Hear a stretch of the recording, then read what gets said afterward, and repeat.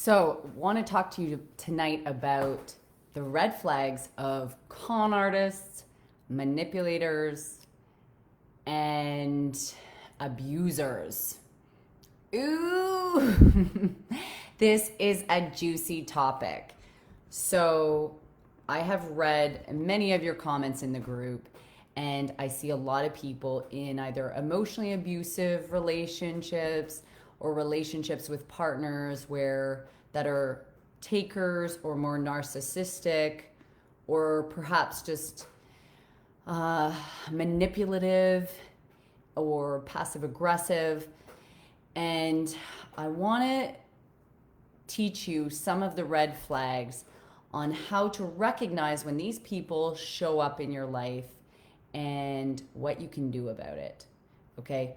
So, first of all, when it comes to attracting people that take advantage of you, abuse you, manipulate you, it usually is a lifelong pattern that has been going on. So, for example, if as a kid, and I'm going to keep this kind of short today, if as a kid you had a parent or a caretaker that was abusive, could be emotionally abusive, could be physically abusive, or perhaps you had a parent that was very manipulative, like to get things, to get you to do things, they would criticize you a lot, or perhaps they would name call or shame you, or maybe if you had dreams they'd say, oh, she's never going to amount to anything, as if she would be able to do that.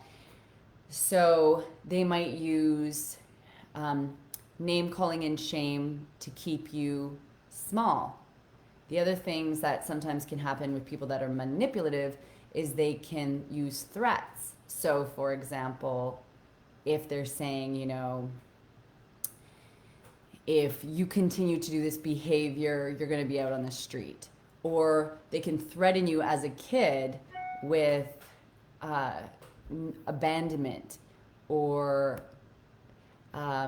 kicking you out or depriving you or sending you to your room or like certain threats. So, what happens in our childhood, and people can have issues with the childhood with sexual abuse. They could have issues with attracting, for me, it was older men that would take advantage of me sexually. So, I just want to share. So, what will happen is if that trauma, as I've said before, was never acknowledged. So, you go through your life and a big thing in the suck it up generation, let's all admit it, was don't talk about it. Like, don't air your dirty laundry to anybody. And it's a problem because if you don't speak about trauma, it stays in your body and you will keep bringing into your life situations that help you bring up that trauma again and again and again, so that all those repressed feelings that you had come up. And they are going to come up so that you can actually give yourself what was never given to you as a kid. Okay, so I want to share a little story and then we're going to go through some of the red flags. So if anybody's on the call, tell me, how do you have issues with attracting people that manipulate or take advantage, or maybe you were conned for a bunch of money, maybe somebody convinced you to buy into some program or something and then they totally ripped you off. So I want to know, like, if anyone's on the call and this is you, comment below, tell me what happened, how did you get scammed, what went on in your life. Maybe a partner was abusive, or passive aggressive can be another manipulation, this kind of thing. So pop a comment if you've had an experience like this. Okay, so I'm just going to share a short story of what happened to me recently and why I'm even making this video. So on Friday night, there was a girl in one of my programs, business programs, and she would always make these posts, which would say, just landed a $25,000 client, like, it's so easy. I get all these people, like, she was bragging about, people do that in the group because it's a business program. So everyone, when they get a sale. So her posts were always like way more than what other people were saying. And I was like, interesting. I'm like, how is she doing this? And so it piqued my curiosity. So I ended up private messaging her, and I was like, listen, I'd love to know more about what you do and how you're making this big money easily. And so right away, she was like, do you have time to get on a call? And right there, I think that was a little bit of a sign too, because not all the time. In some cases, you can get on a call right now, but usually people will book an appointment and whatever. And especially because it was like a Friday night, super late, like it was maybe 8 or 9 o'clock. So I got on this call with her, and as she was, first thing she does is she has this real like sales. I can tell she's really good at sales, and she's a good speaker, and she's like quick and fast. And I shared a little bit. She's like, tell me a little bit about what you do. And so I shared a bit. And then she went off to tell me about her, and she started kind of name dropping and basically telling me how like she owns all these real estate companies and da-da-da, and I'm like multi-millionaire and blah, blah, blah. So she goes on. And sometimes with some people, this can actually be true. But when I kept talking to her, I started realizing, trying to get information that felt real. And when I actually Googled her, there wasn't like a website so much. There wasn't.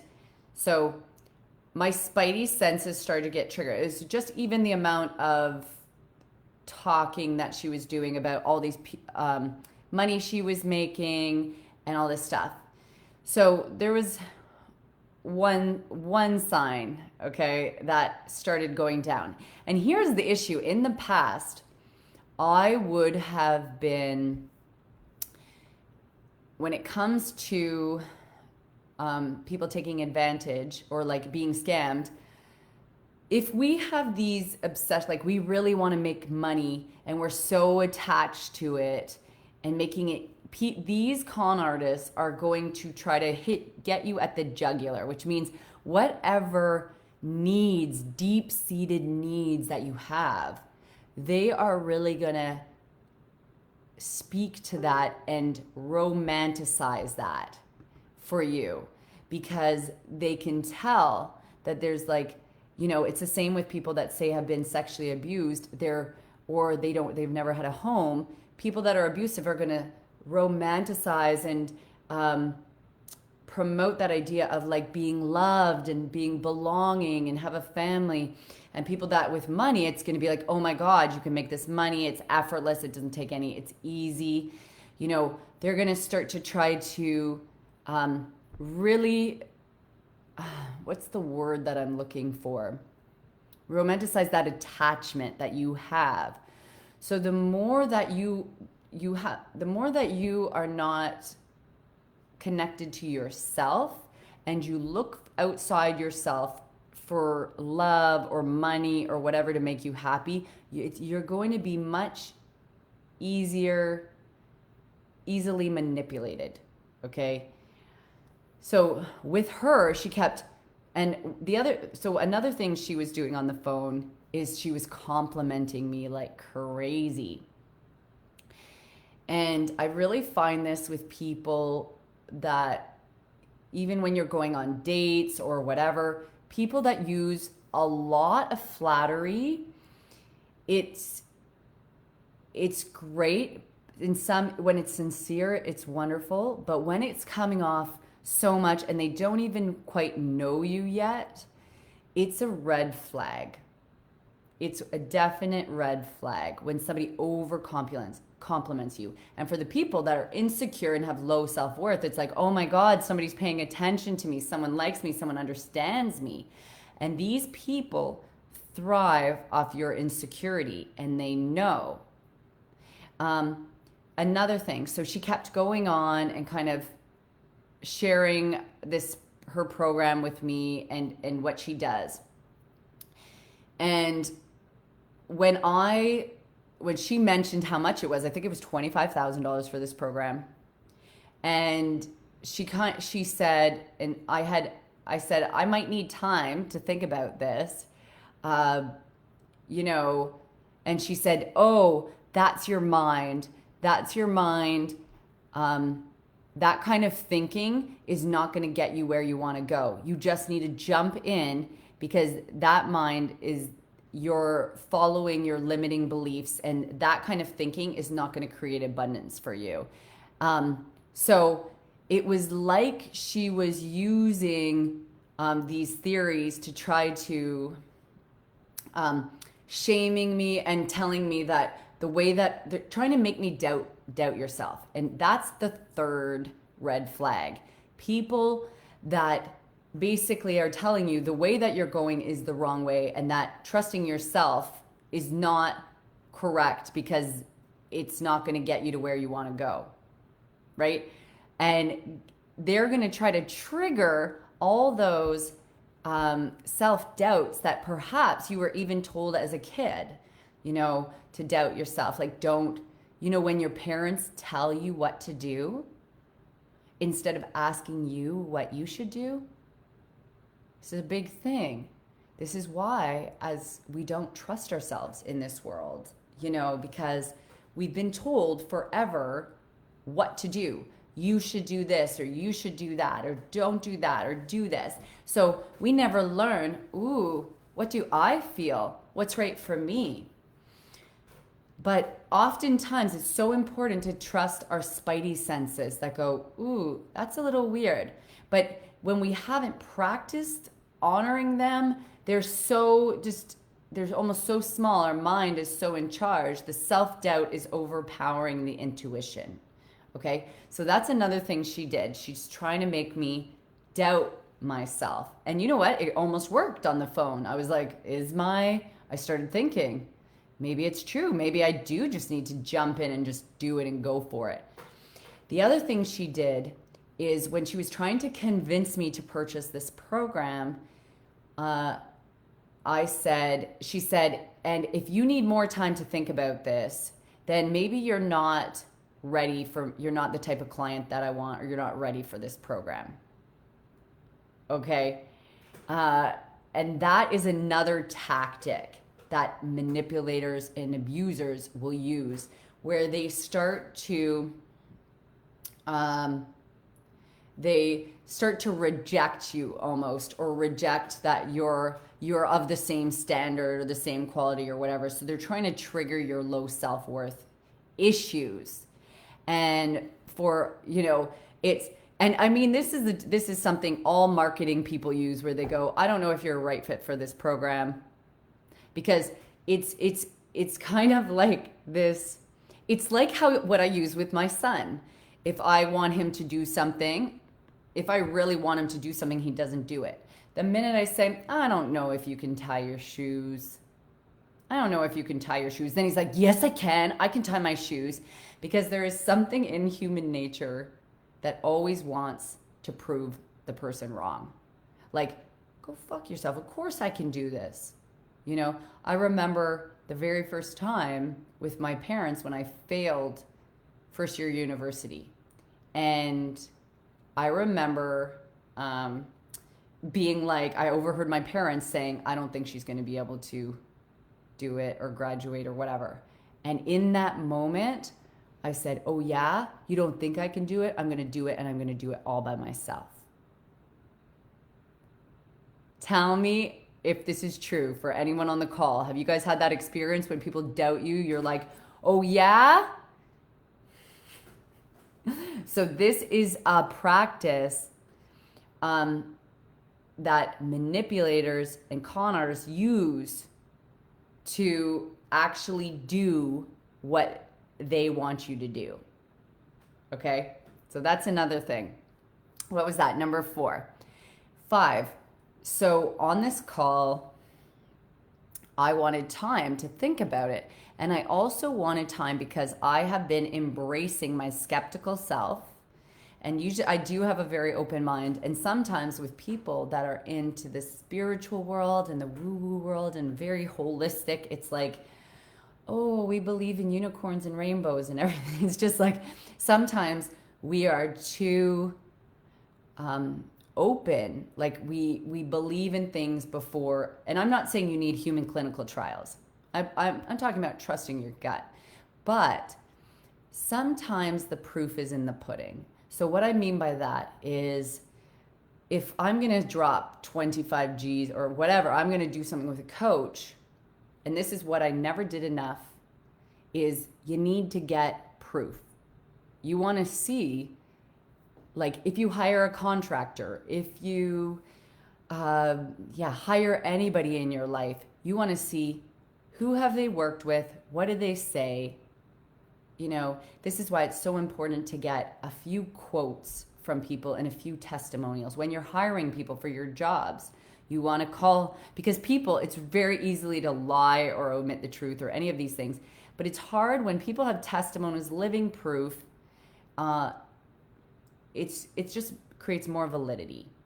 So when I told her that I wanted to take time, I asked her, I said, could you send me some testimonials and of people that had done it?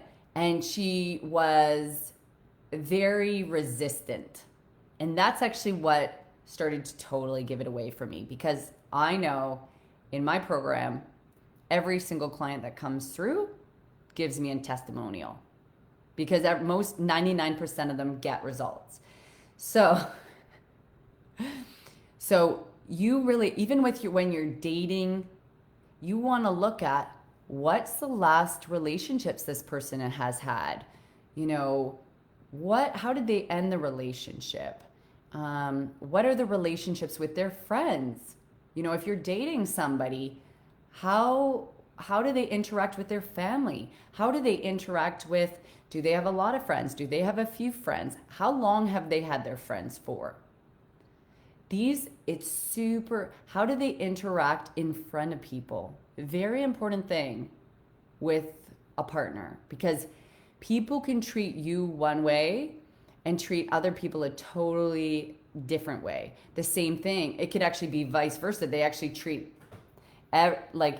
you start to recognize like even how they treat their family members, because in the beginning with dating especially, people can put on a show, like the fake it till you make it, and then all of a sudden change, like a Dr. Jekyll and Mr. Hyde.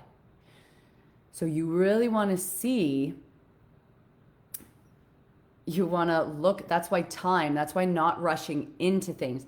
That's why that's 6. That's another issue with manipulators. When it comes to it, they want to rush into things. Like they are going to want to either rush into relationships or perhaps rush into making a sale. Like this girl, she wanted me to make this sale on the phone. And the fact that I was starting to pull back, she started to like shame me a little bit. Like, maybe you're not ready, criticize me. So big sign here. Anyone that's rushing in, you got to question them. Even if they're really needy or any of these qualities. Okay? Scary. You don't want to go, or you can sense that desperation in people. Okay? So another sign, and then I did actually hang up the call with this woman. She was very sneaky. And after it, I just felt, I felt yucky. But the one good thing is I felt so proud of myself that I didn't give in, that I started to be like, I looked her up. Like everything she was saying online is you want to cross-check what people are saying. So when I looked online, I saw that she changed her last names all the time. Like she would change it from Doreen Ann to Doreen Supples to Doreen Shields, and none of the companies she said checked out. And I was like, oh my God, right? Like, thank God I didn't give this chick any of my money. So you want to verify all these facts, okay? That's super, super big thing. Another sign. If you're, if you, the minute you're in a relationship or you're hanging around a friend or certain people, or you meet somebody new and you get that bad feeling in your gut, like you don't leave feeling better. You got this, like, it's almost like a yucky feeling or a doubtful feeling, or there's just a little tinge of, that was weird. That was weird. That was strange. These are signs, okay, that person is not out for your best interest. Okay? Because you should feel pretty good if that person was caring about you and making you and interested in you, and you would feel good. You would just feel good. Narcissists, another trait of people that are abusers is when you are not doing what they do, when you're doing something for yourself, they're not going to like it. Okay? So if you're saying no, they don't listen to your no. They don't listen to your no. That's a very good. I had this all the time even with sexual abuse. It was, I would say no, and then they would continue. Or they would say, if I said no to being sexual, even with men, they would say, but you're so attractive, or I would say, hey, it's a little too early. And they said, they would make up elaborate things to excuse their behavior. So they would say, I can't help that you're so attractive and hot. Instead of going, oh, I honor your needs. That's the thing. They're not going to honor your needs and your feelings. That's a huge sign. And manipulators and con artists, they're going to figure out what is your woundedness, and they're going to try to allure you with that. So if you need love and you need to feel worthy, they're going to shower you with praise or gifts, or I know even in my past relationship, I had a need to be supported. And so that's a big,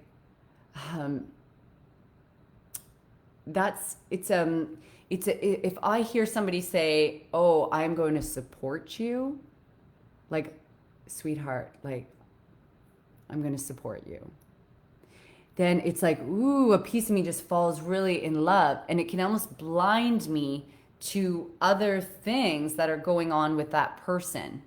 Okay? So very important that you start to see, like, am I being blinded? Is this person too, does this person's words, actions reflect what they're saying? When they say one thing, do they do another? Okay?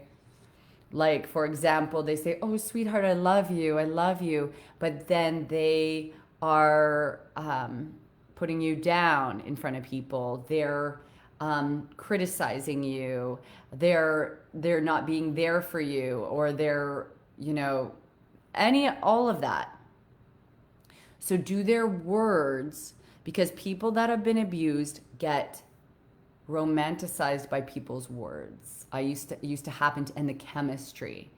But when it came to the actions, them being responsible, reliable, trustworthy, honoring your needs, it didn't exist. Okay? So so I'm going to wrap this up because I think I have a client coming. So I'm going to be getting off the call in a second. But this stuff, when this came up for me and I had this person, this con artist kind of come into my life, I went to bed, and I had so much emotional pain in my body, and it brought me back to all the times in my life when I was sexually abused by creepy old men.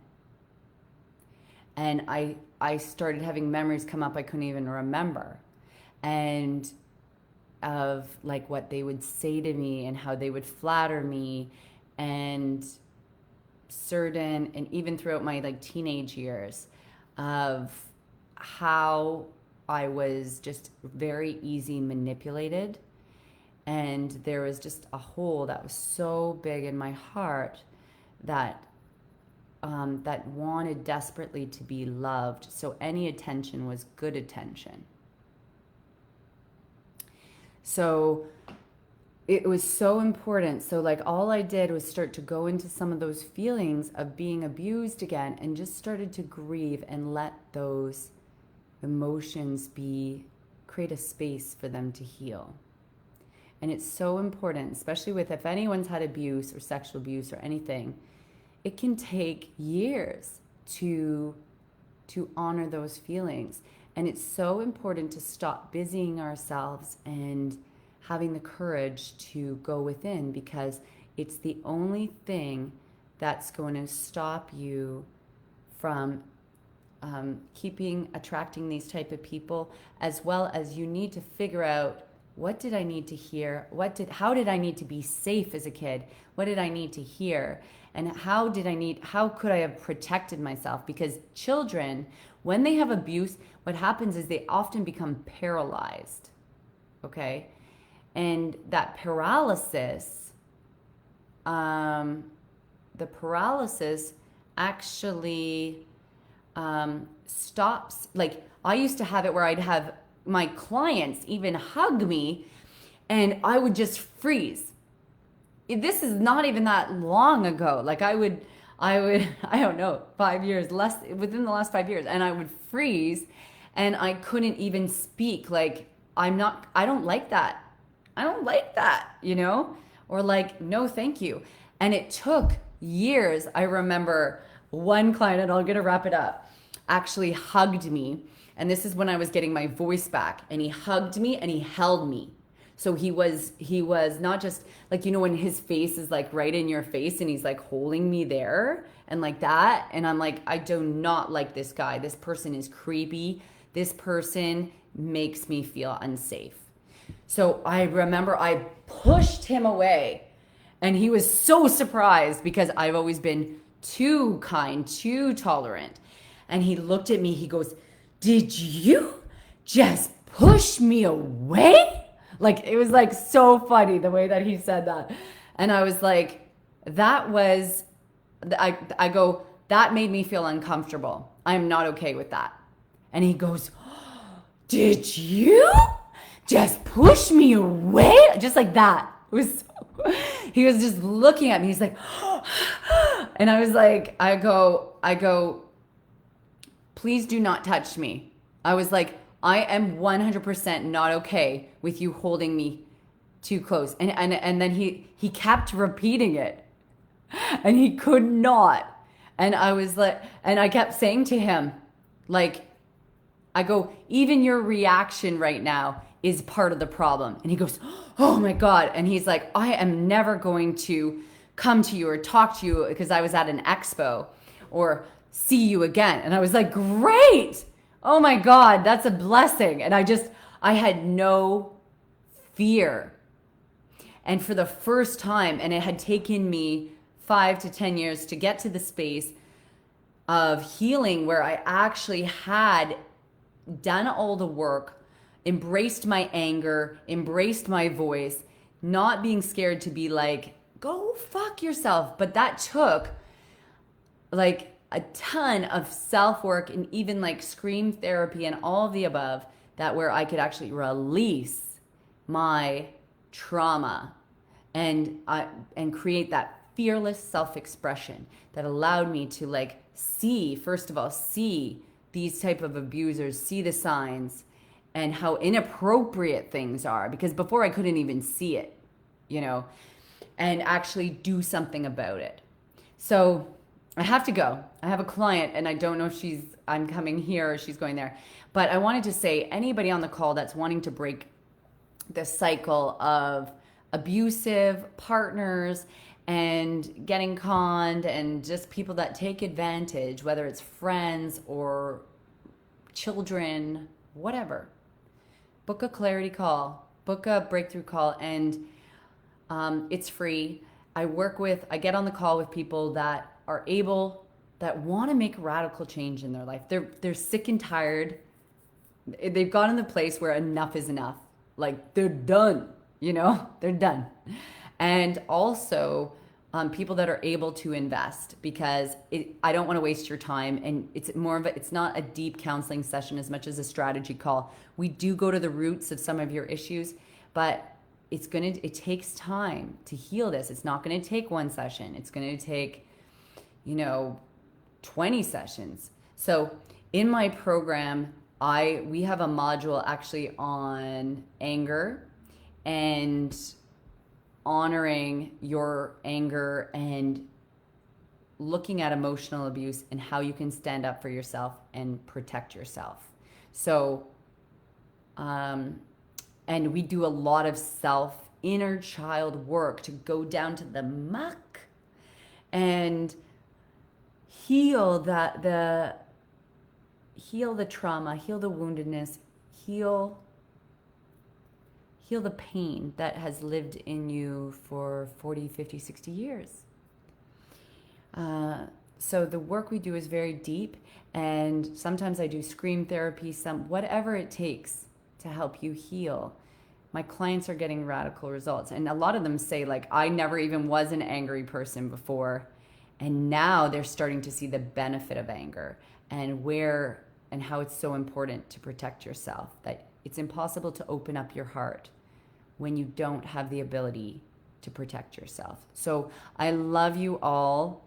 I'm going to drop the link and book a breakthrough call if that's you. I hope it's you. I'm so excited for everyone coming into the program. It seems like more and more people are dropping in. So it's amazing. Take your power back. You deserve it. You deserve to recognize these signs and put yourself first and really believe what you're worth in this world. No one deserves being taken advantage of and treated unkindly. So if this is you, I'm apologizing for all the pain that you've endured and continue to endure in this world. It's not easy, and it's excruciatingly painful, and I'm sorry. So, big love. I will talk to you guys all soon. I've been taking a little break from videos just to rejuvenate and love myself, but I have more inspiration coming your way. Big love. Go fuck yourself. That's your new line. Go fuck yourself.